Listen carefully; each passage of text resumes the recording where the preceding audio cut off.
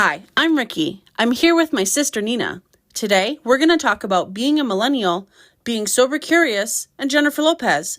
Hashtag meet my sister. Hi, you guys. Exactly that. Hi, you guys. So, Nina's here. Hi. With your little wolf cut, little molecule. I'm wolfing, and I don't know who I am, but I did it. I wolfed it, and I love it because it makes me feel like I have twice as much hair as I do. Also, it's very young. It's what the kids are doing. It is what the kids are doing, and I know it's what the kids are doing because I showed the hair girl. First of all, the girl who cut my hair was, I don't know, 19 maybe. So I was Did like, her mom okay, let you cut her hair? right? Fucking, can we swear on the show? Yes. This is a show for adults. She was very young, which that for me is two things. One, I love that you're young because you are on trend. Mm-hmm. And this is a very trendy salon. It's in Manayunk. It's called Chloe Madeline. It is V poppin'. For shout out. So you're young, which means you're trendy, but also you're young, which means you haven't been doing hair that long. Right. Guys, Nina also worked in a hair salon on like the admin side for like 7 years. I did. So I know me some her. I know the hair business. And I'm also just like as not into like makeup and hair and all these things as much as I'm not into those things, I'm actually pretty good at those things. And I'm weird very flex, detailed. Okay. Huh? Cool flex. I know, right? Just like I'm not into them, but I know I'm good at them. I'm just naturally good at things I don't really care about. Sorry. I'm so pretty. So you guys, Nina recently became a mom, which is crazy because Nina is 20 years old. 12 years ago. In my head, like Nina is like just turned 21 and we just celebrated it at the club. Like I can't get over it. So just without stupid details and to make this the fastest story I've ever told, Nina is obviously not my sister because we look nothing alike, contrary to popular belief. Contrary to everyone thinking we're legit twins, we don't look alike. Okay. And she dated my cousin, like my first cousin. This is my first cousin's first girlfriend from literally like what, 7th grade, 8th grade or something. I dated Erica's cousin from sophomore year of high school until I don't even remember. So sophomore year, you guys started dating. So I've been lying to everybody, but okay. That's fine. Sophomore year, we started dating until I think we were like 18. I don't remember. It did not continue past then, but I won the family. Oh my God, totally. So obviously, if you guys can think, if you dated somebody in high school, then you guys broke up, but you still hung out with his aunts that were like young, and then his cousins that were around your the aunt's age. So his family, like, how weird is that? It is weird. It's totally weird. But his family, these girls, they became my circle, like hard. And he moved away, and he wasn't around that side. Yeah, of the it's not like it was like, who do we invite to the barbecue? Was it Nina or Jacob? He wasn't around to be invited. Ever. Yeah. He was never, at least in our duration, was never part of that picture to the extent that I became. Right. He was Nina living far away. The plus one for everybody. Yes. And so fast forward, I met Erica through that situation, and her and I became wonderfully connected when I was, I think, like 17 or 18. And then we fucking started ripping and running. Honey. When I was, I think, 20 or 21. Yeah. Because by the time I was 23, no, when I was 22, we decided to move to Philadelphia, and then because I remember you turned 21, but I already lived here. Yes. And I was like, oh, okay, cool. You and your ex-boyfriend. Barf. Not barf because of him, just barf because, like, shut up. Yeah, no. So I remember, this is already too long. I remember I broke up with my boyfriend, my man friend. So I had a boyfriend. We were together for like, what, 9 years or something? No, 7 years, I think. Or 8 years? Longer than that. I don't even remember. It's from when I was like 17 until I was like 25. So whatever math that equals, that's how long we were together. I feel like it's 9 years. But we were together and then we broke up, and then I had to linger around town because I planned on moving to Pennsylvania because I don't know, the last time I was single I was 17. So my dad was like, "What were you doing before you were with him?" And I was like, "I was in high school." Not collecting the adult skills to continue on at 25. So Okay. So I moved back home, but back home had moved to Pennsylvania or to Delaware. So I had to move. Well, I didn't have to, but what was I going to be homeless? Hello. So I moved back, and then so Nina, you were in a weird situation babysitting that little cutie patooter. yes, oh my God, he was Remember? the sweetest thing, and his mom was wonderful. And at the time, She was like a model or something, like when she was a kid. she was like, she had some like really cool upbringing that way, and then she actually worked at either Mass General or Boston Medicine, one of those. Hold on, pause. Yeah. Listener, Nina lived in like bougie ass Newton. So for the Massachusetts listeners, for the listeners that know us from back home or know me from back home, because the people that know you know that you lived in bougie Newton. Newton is like where Maddie and the Morning's daughters grew up, and Nina is friends with Maddie and the Morning's daughters, and that is like a claim to motherfucking fame, Henny. Which is so funny because I do not even know where they exist at this point in life. But don't get it confused though. So Newton is massive, and you have like Nonantum, which is like the lake, which is where like Matt LeBlanc's from, which is like hardcore, like ghetto ass Italian side of town. And then you have the New Jersey side of town, literally. And then you have like Richie Rich parts, which is a lot of Newton. And then you have like lower middle class, like it's a city. So I did not grow up anywhere near or around where those types of people grew up, but I did grow up in Newton and spent hella time in all parts. And boy, do I wish I could move back there and like that's like where I would love to raise my kids.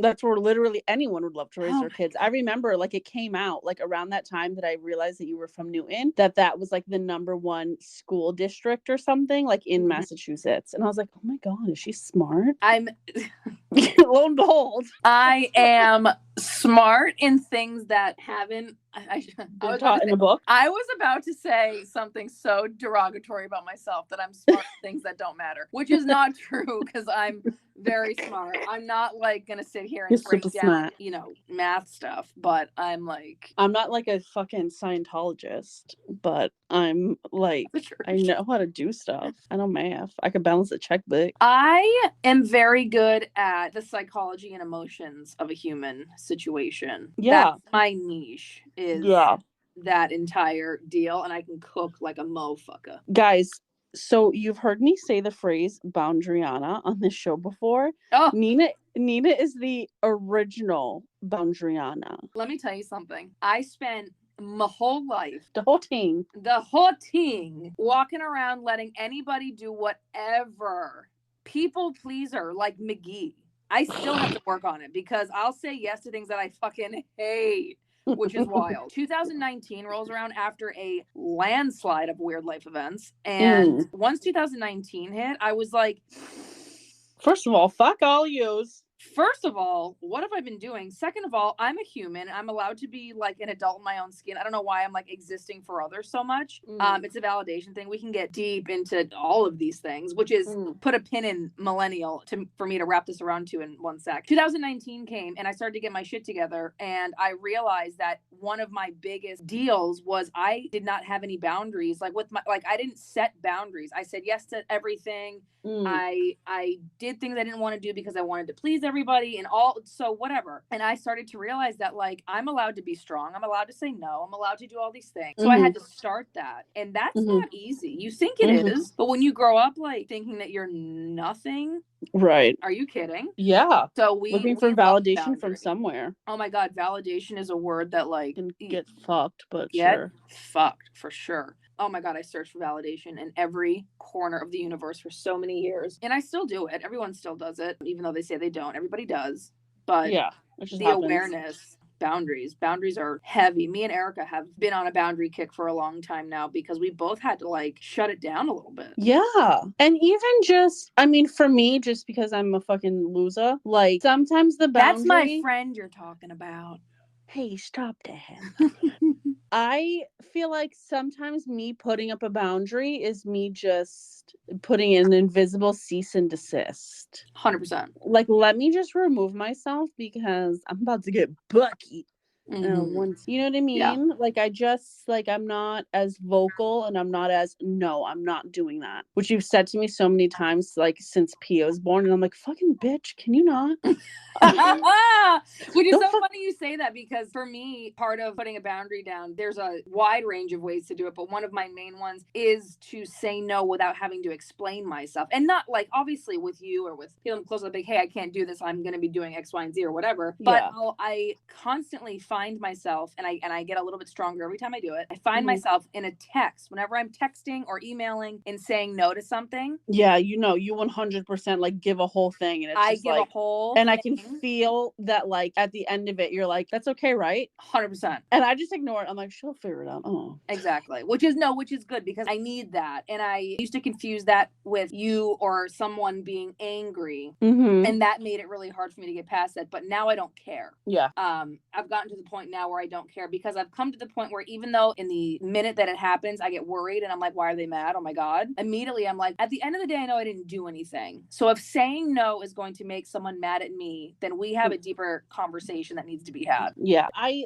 joke about it and I say Bondriana and whatever, but like, it is something to be proud of. But for me, I'm not built that way.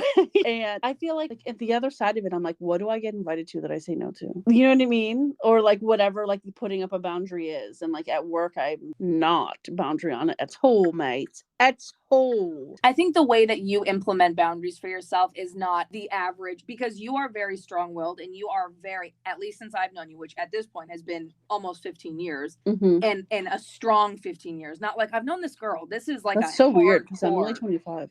That's so funny that we met when we were 3. Your form of setting boundaries is not, I'm afraid to say no to things because I won't, because they'll be mad at me. I have never seen that from you, and I've always admired that. Your, from what I see, form of boundaries is not being afraid to take up emotional space with people and letting yourself be the more vulnerable one, because there are people in your life that you've had to really navigate. And I think for you, when you put up a boundary, it's like, my boundary here is that I'm not going to let you make me shut it down. I'm going to say what I need to say, and I'm not going to worry about it for the rest of my life, or how did they take it, or how did this. And I know it's something you're still working on. That's so weird because in my head, I'm like, who's she talking about? But I can identify what you're saying about me, which is a weird thing. Part of my, what's the word? Schizophrenia.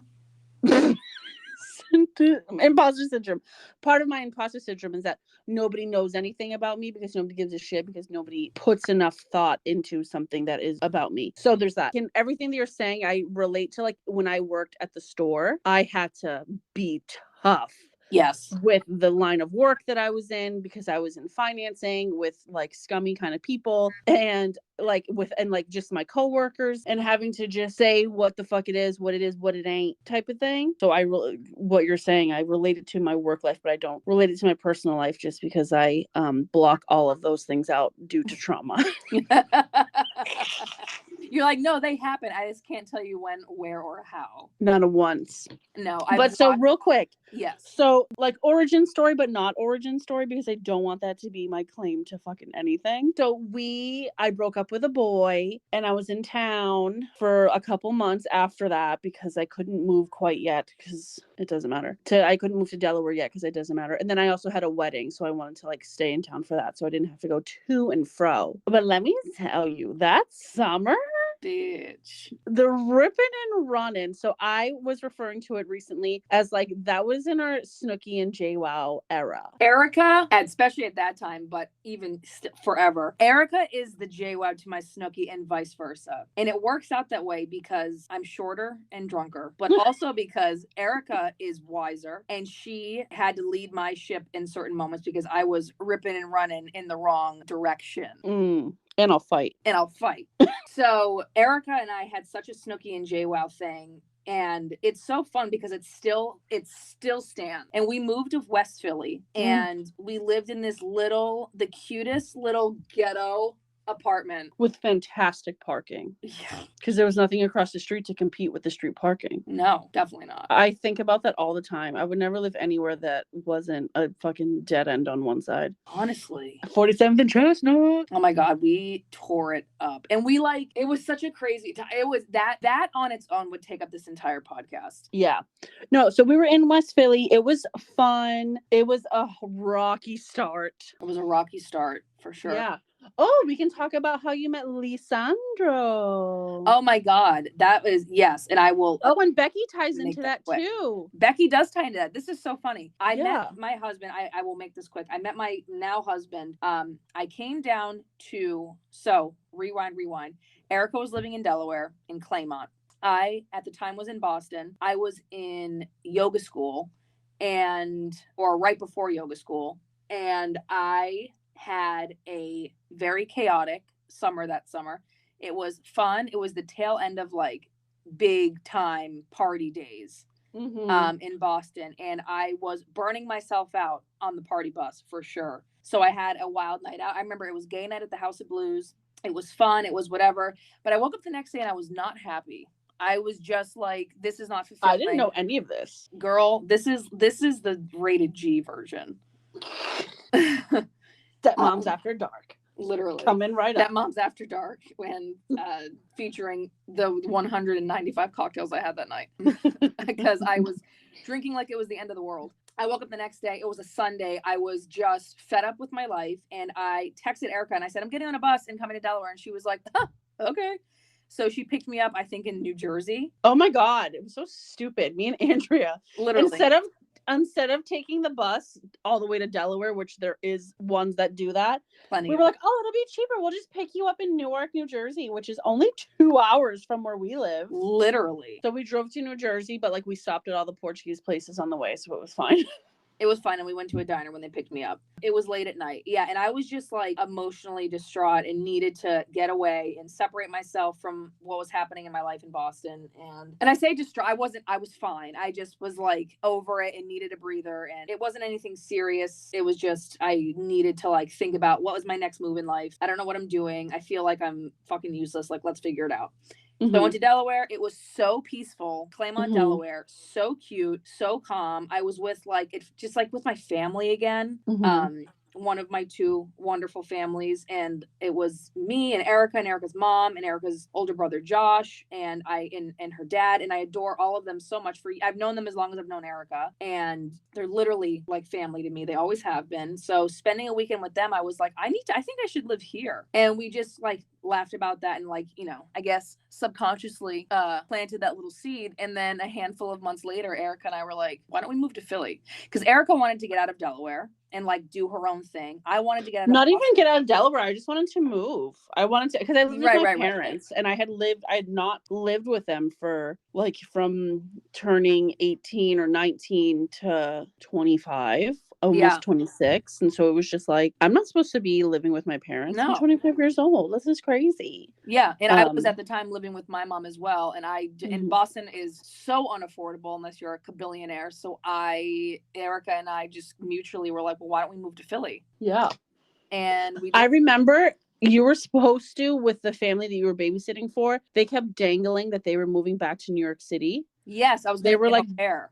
Yeah, they were like dangling that in front of you and they like didn't. You were like, shit or get off the pot. Let's go. Well, her and her husband got divorced in that same moment. Oh shit, I didn't even know. There was a segue happening and they were either going to go left and stay married, move to New York, get a fancy fucking penthouse or whatever. I was going to be their au pair. She paid me wonderful money. I loved her and I loved her son. And she actually, I meant to say this earlier. She had a really cool job at one of the main hospitals in Boston as a psychedelic research person for like depression and stuff. Oh, so she's making bank now. Oh my God. So she was behind a lot of that. Research paid off. Honestly. So they ended up getting divorced and that didn't happen. So I just kind of felt like, I don't know what I'm doing. I had this certification to teach yoga. I had just gone through this like super rigorous 6-month training and all these things. And I was like, I have no ties here. So let's go. So to move to Philly. And before we moved to Philly officially in February of that following year, I think 2014 or 15. And in December, we were looking at apartments that December before. and we Mhm. found one, and we went back to her mom's house in Delaware that night because we were sleeping there, and we decided to go out to a bar with Becky. Yeah, well, we were meeting her mom for the first time. We were meeting Becky's mom for the first time, and we were sitting there, and I had a Cosmopolitan. I was wearing I Uggs. remember it was so random. I was like, why are we So drinking random. these? I don't know, but it was delicious. I was wearing Uggs, jeans, this long gangly Green sweater. sweater, yeah. Yeah, I looked the way I do now, actually. Like I just rolled out of bed. And this fine That's a ass, fucking lie. She looks so beautiful. that's cute. This fine ass walks through the door. Fine ass. Okay. Sits Little down. cutie bald me in. Oh my God. And it's so funny because at that time, like that was at the tail end of my obviously like dating. Uh-huh. Single life. I had been single for years, and I had confidence like with talking to men. I would go up and to men I found attractive and say, I like you, my name's Nina, what's your number, let's hang out, whatever. And I had no confidence when I saw this person. I was like, what's that? So I made Erica go talk to him. And I remember looking at him and he looked at me and it was real fast, but I was like, I'm going to know him. I'm going to know him so hard. I'm going to know you so good. I'm going to know you with my mouth. My mouth will know you. I'm going to know. No. So the best part of the story is this part. He was finna leave. He was sitting at the bar alone, eating a meal. This bar was at the first floor of an apartment building. Which he lived in that in a apartment downtown building. And he was there because he had gotten stood up yes on it for a date. And so he's eating his food alone and his check comes. And so we panic because the people that we're with, Becky and her mom and them, they're about to go upstairs. And we're like, well, first of all, it's early AF. Second of all, who that man? He can't leave. No, so cannot. When he put his credit card in the thing to pay, I got up and sat next to him and grabbed the credit card off of the fucking liquid courage. And I was like, hi, what's your name? And I grabbed the credit card and I was like, fuck, it's in Spanish. It was long. I was like, Lisandro, like trying to fucking act like I'm a fucking no sabo kid. Hello, please stop. And I was like, I'm here with my friends. This is my friend's stepdad, my friend's mom, and my friend and her man. And this is my sister, Nina. And you were like, oh, hey. And then I was like, oh, you know what? I have to go to the bathroom. Hold on one second. And then that was like your cue to go sit next to him. And then we went to another bar and then you guys made out in the bathroom the whole time. Yeah.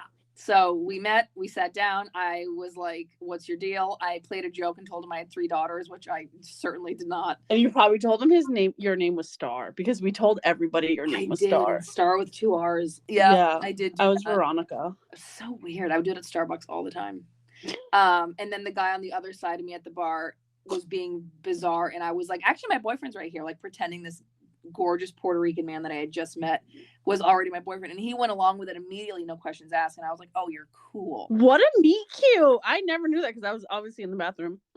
But that's so funny. That's like what they do in movies and shit. Literally. So then Erica comes out of the bathroom. We're like, this place is slow, let's go to another bar.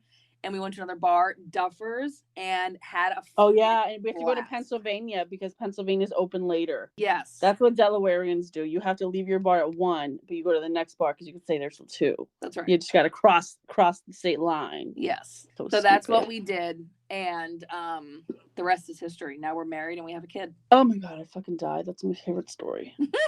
Little Pia Lou. Little Pia. She's the cutest bean that's ever bun. Oh my God. So to segue, so when we were talking about Nina being a guest, I was simultaneously having a hard time being a millennial. Oh my God. This is where Erica and I are different because go ahead. Because can't relate. My deal right now is that these gray hairs are premature. I don't have wrinkles. People are surprised to hear that I'm 35, but they usually think I'm like 30. Like I'm not younger than 30. I do have one wrinkle in the middle, and it's from squinting my literal entire life because I have fucking keratoconus. You're 11. Yeah. No, I don't even have an 11. It's just a 1. I have an 11 hard. Oh my God. So that obviously puts me in denial. I don't have kids, and I saw something on Facebook the other day, a memory, and I said something like I posted on Facebook, which is fucking all of my posts on Facebook past 2 years ago are so cringy. Oh my God, we take the ones from like them. Right. There was one that I took today, and I was like, ew. Like 15 years ago, I was so stupid. But so there was one that was like, oh my God, I got carded. I'm a cool mom. And then somebody commented, was like, she was like, oh, did I miss you having a whole baby? Bitch. Bitch, what are you talking about? I just feel like it's a figure of speech because I'm mom age. And then also the other day, I was thinking about how, like, I remember my mom when she was my age. Totally. And then also, like, I was looking at like this kid from high school, Rich DeBeaucourt. He like has like young kids now, and I'm like, we went to college together, and you were a slob kebab and like needed my help all the time. Like, are you married with kids? And so I was saying to Matt literally last night, like, I am not an accomplished, like, I feel like when my parents were my age, like, I mean, obviously I have a house. I bought a house. So like there's my one accomplishment, and like my job's pretty cool and they pay me like really good money. But like my parents had 3 kids, bought a house, had uprooted from Lawrence and moved to Pepperell. Like I remember like the clothes my mom wore that were just like really like old lady clothes. But at this caveat, back then they didn't make plus size pretty clothes. No, it was a different thing, and it's different. 35 today is wildly different than 35 back then, and that's just so crazy. Now, like, even like I saw something today that said 35 to 40 is the current, like, when people are starting to have kids age. That's so weird. I mean, that's not weird because I just feel like I'm trying to do that, but you know what I mean? But like 35, I saw a video today that said 2004 was 20 years ago, which that's a fucking lie because the math ain't mathin'. Also, the things that happened in 2004, Shrek 2 came out. Shrek 2. Not Shrek. What do you even mean? Bitch. 20 years ago. I feel like I was fucking an adult when I saw Shrek. Sure wasn't. I mean, I was a sophomore in high school. I was like in middle school. Yeah. Like I don't get it. Like I've seen this meme too that I'm like, oh my God, that's literally true. Like, what's the joke? Like when someone says 20 years ago and you're like, okay, cool, 1980. I definitely think about the 80s. 100%. I'm like, what the fuck? I know. Like, I don't understand. Like my cousin Jada, who was my baby, like I took care of her after school. Like that was my child. That was my toddler child. She turned 25 yesterday. Doing her own thing. But then I'm like, what was I doing at 25?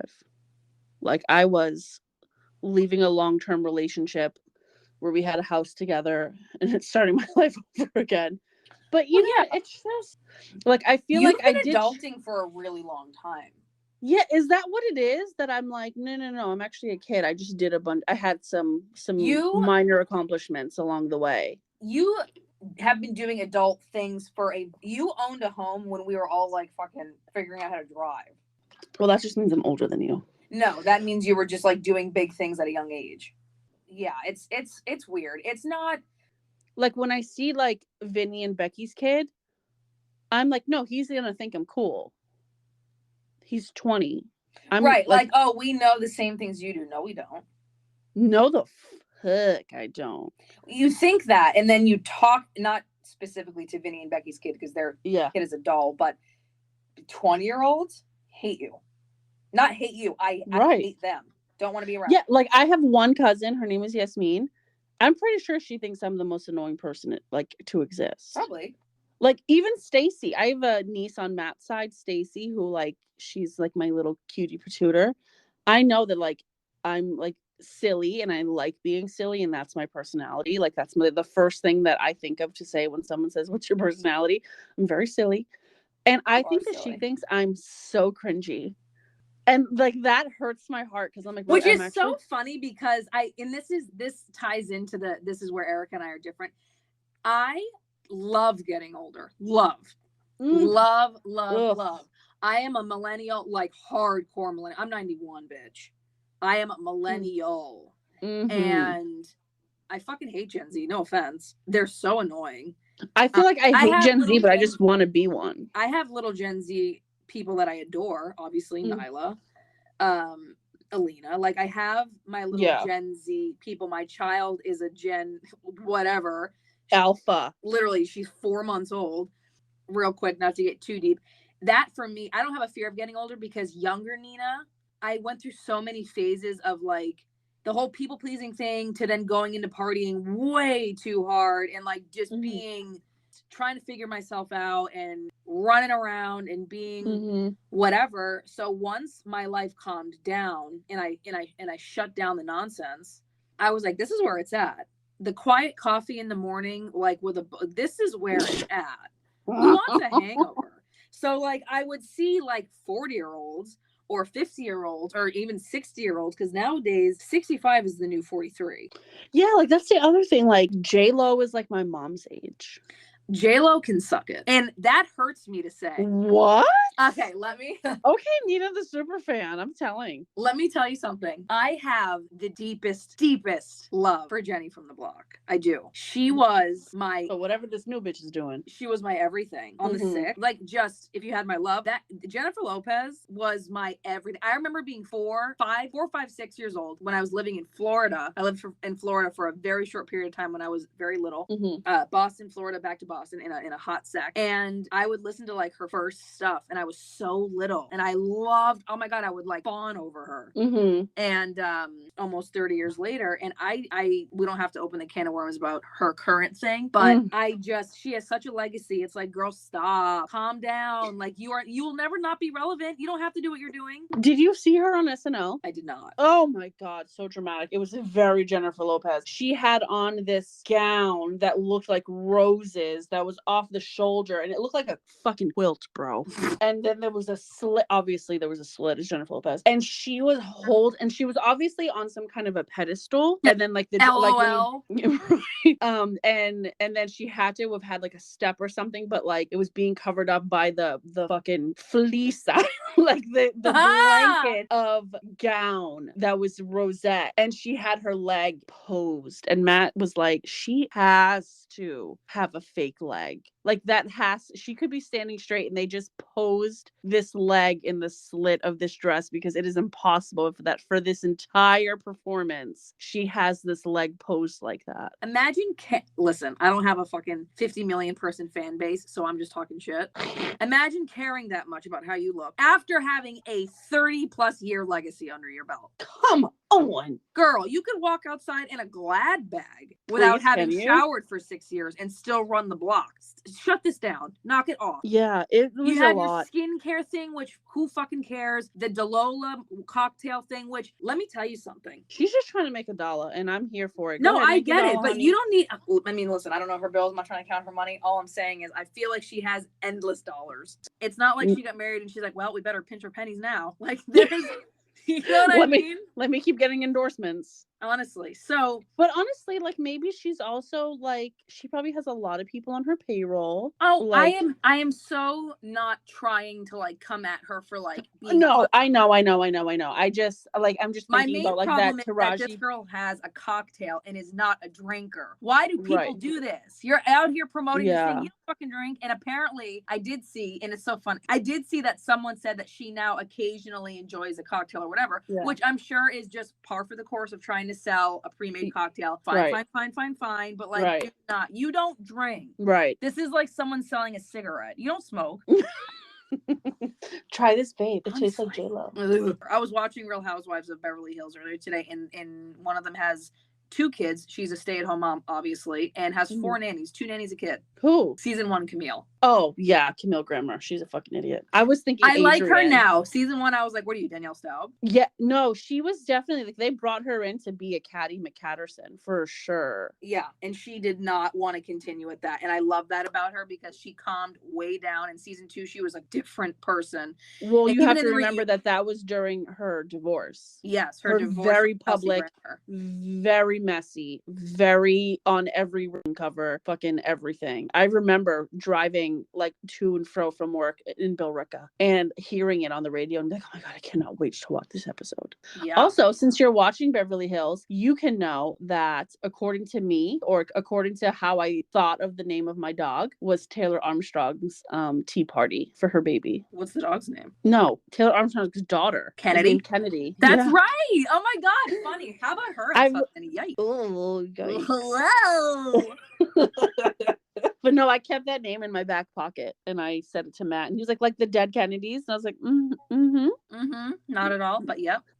But he tells people that that's what we named our dog, after a band. Little does he know, Miss fucking Kennedy Armstrong. So, the other thing about being in denial that I'm old, it's also just like the evolution, our evolution. Like we were ripping and running at the club, drinking and driving, drinking, but like I also feel like I didn't drink that frequently because I always had work. Like working retail, like my days off were like Monday, or they were Tuesday and Thursday. So I remember like I couldn't like totally hang. No, but your drinking life has ebbed and flowed. When I first met you, you were like down to party, have a drink. Yeah, I thought I was so cool. Totally. And then when we moved to Philly, like you would do it, but then we like would get out of hand and you stepped way back and were like, I don't like doing this way. And I was like, I think it's crazy now. I was literally driving. I was like, guys, I'll drive. It's fine. You would always be like, no, I can drive. I'm just such a good drunk driver. I would literally drive from Main Street in Newark home. Yeah, I remember. Like on the highway, guys. I was driving like 9 exits on the highway.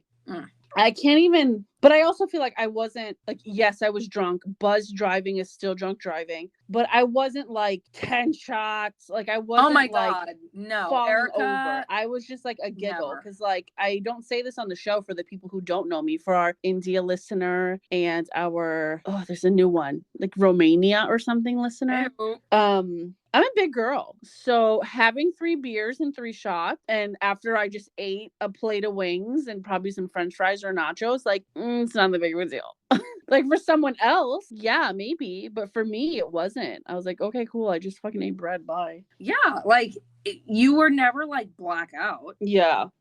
You were always down to have fun, but you were very responsible. And I'm not going to mess with coming to work on time and like getting fired and like messing up. Literally like my 21st birthday, they were like, but you're still going to go to work. That's fine. I have never had that talk with anybody. I never really missed work though. There's a very small handful of times in my life that I have called out of work for a hangover. Like that wasn't real. As hard as I went, I worked my ass off for sure. Like I remember even when we lived in West Philly and I was working for the coffee shop, I had to be there 5:30 in the morning every single day. You still were there. I was there on time and I ran that place. I became assistant manager in like 5 seconds. Yeah. For $0 an hour. And I would be out partying till like 2 a.m. the night before. That's so crazy. Which is crazy because now if I haven't had a drink in 1,000 years, but if I like by the end of me with drinking, I would have one and be hungover. Like that's the reason I stopped drinking, is because even though I had years of like crazy drinking, my last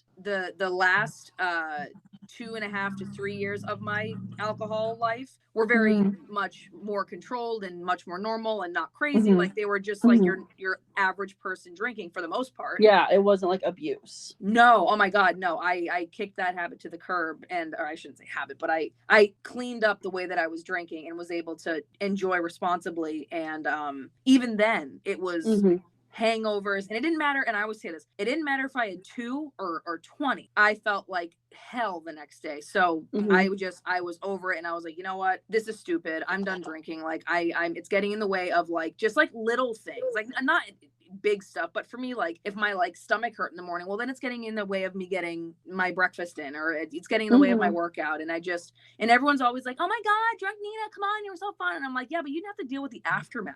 Right.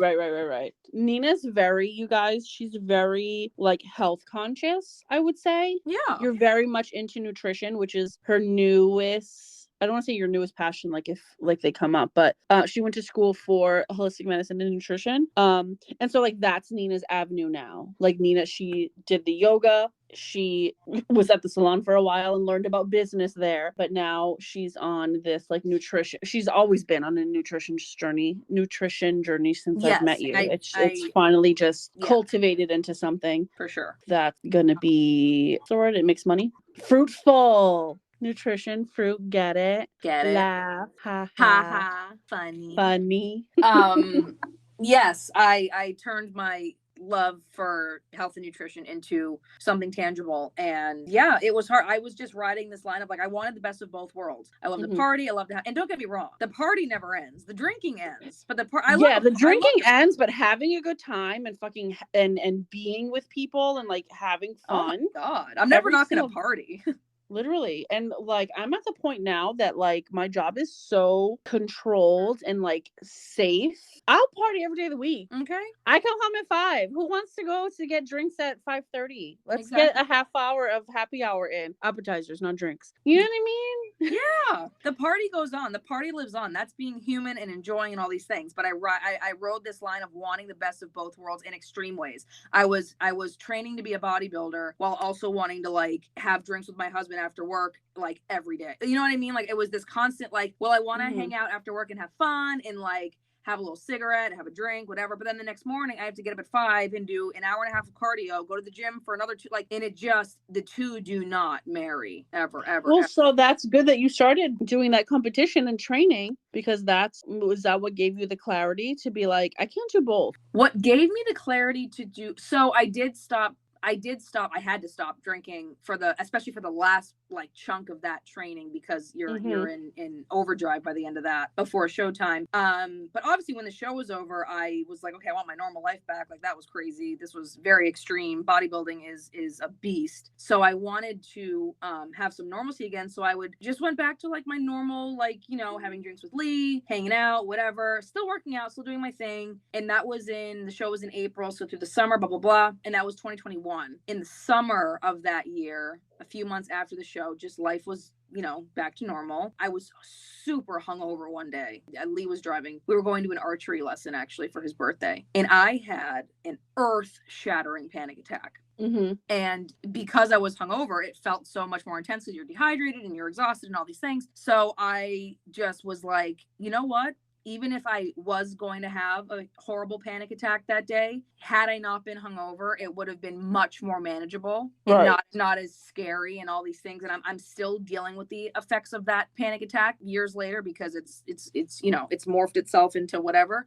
That's a whole other podcast. But so after that, you know, weeks had passed and I ended up doing a dry month. I felt so much better. I had taken breaks from drinking here and there, or done, you know, whatever. Lee and I did dry this or whatever that, and blah blah blah. Yeah. But that October, I was like, ugh, I'm just like, I'm gonna take a month off. I'm just gonna do it. And I did it and I felt great. And then November came around and I had a couple drinks, felt like hell. And like, when I mean a couple, I mean like only a couple. I did not drink a lot. And I was like, you know what? This doesn't work. So it was this like ding trial and error. And by November 19th, I think it was 17th or 19th, almost 2.5 years ago, yeah, I woke up and I was like, you know what? I don't drink. And I remember my therapist at the time, I would tell her like, I don't know what I want, like, not like I don't know what I want to be, but like I noticed that when I saw, because especially like with being so health conscious, you're in a world of like, a lot of people don't drink, and people get up and like hit the ground running, and whether it's whatever activity they're doing, and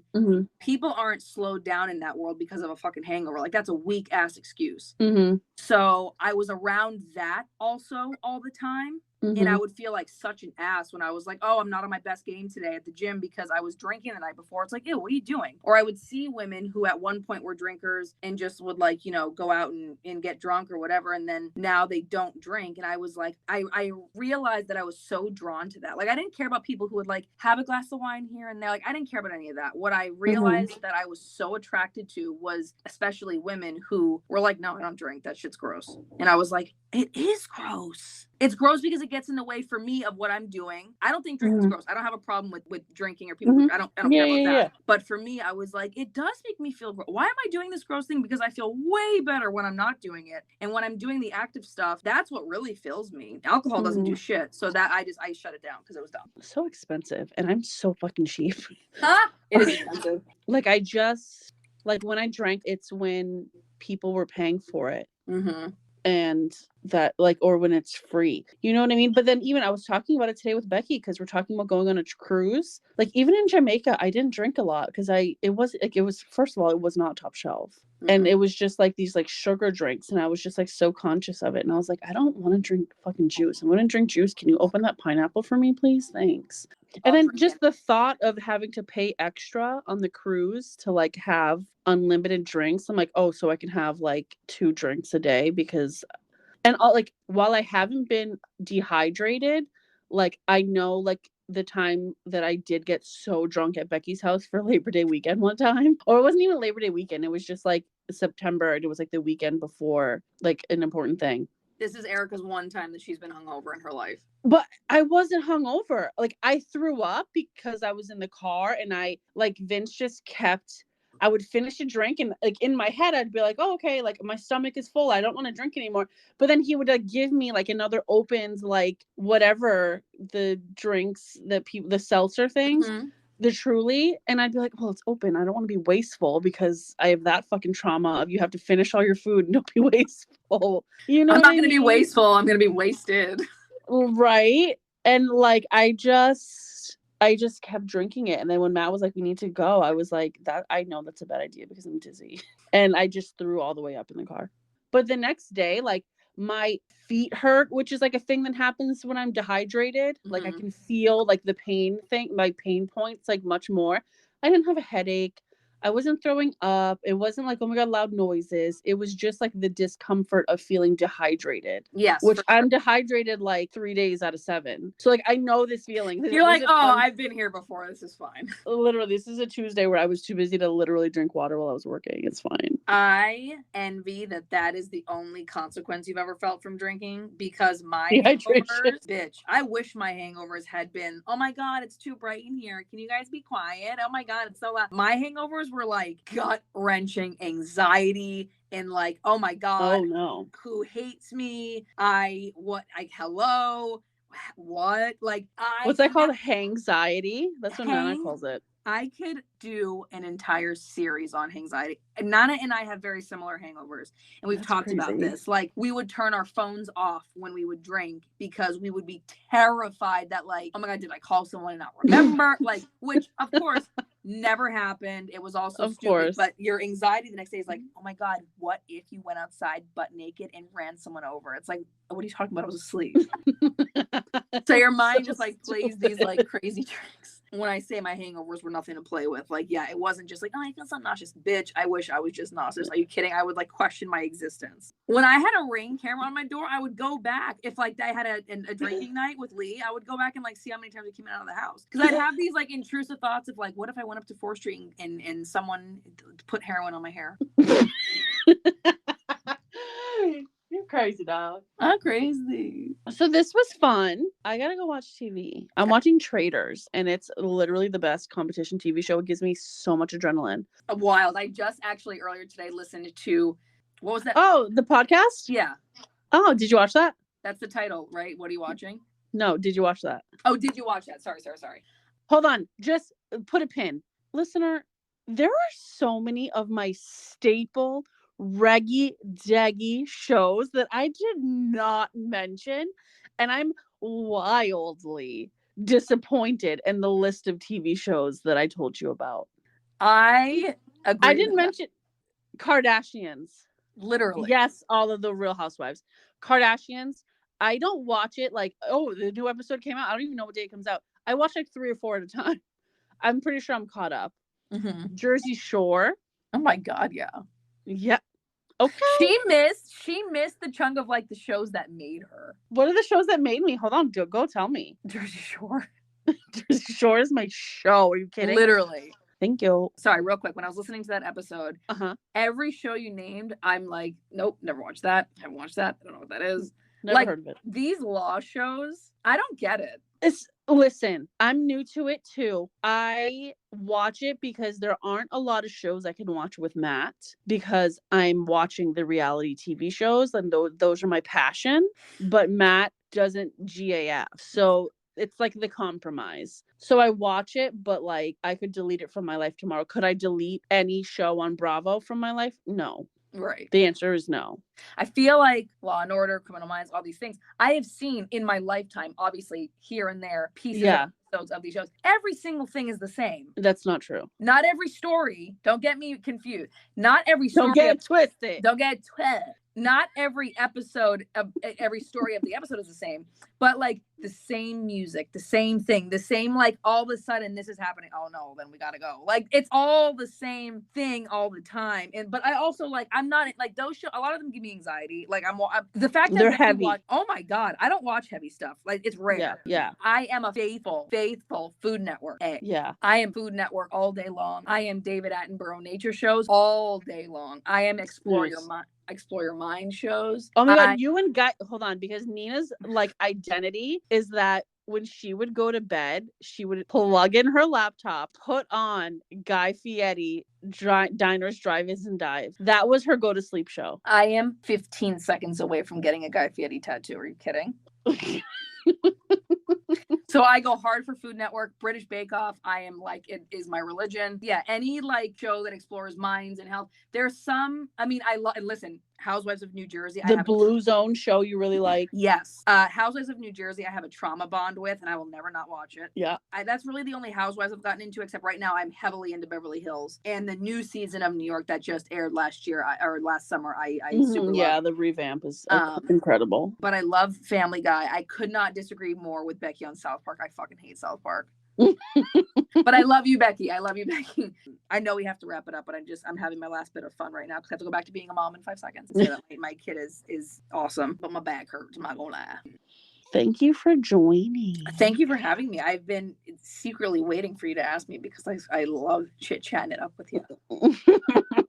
For sure. Part of the gang. We're out here. We're doing it. Okay, not in these streets because she lives far. You guys, thank you for following us. I noticed that we have a couple new followers on Apple. So, hey, new Apple subscribers and followers. If anyone is not following us, click the button. Do what is it? A thumbs up or something? Do that on Spotify, on Google Podcasts, on iHeartRadio, on Amazon Music, and of course on Apple Music. If you're looking to follow Nina on Instagram, she's at Captain Hummus. And of course, if you're looking to follow me on Instagram, I'm at Cold Heart Covered in Gold. Thanks, guys. Thank you. Bye. Bye.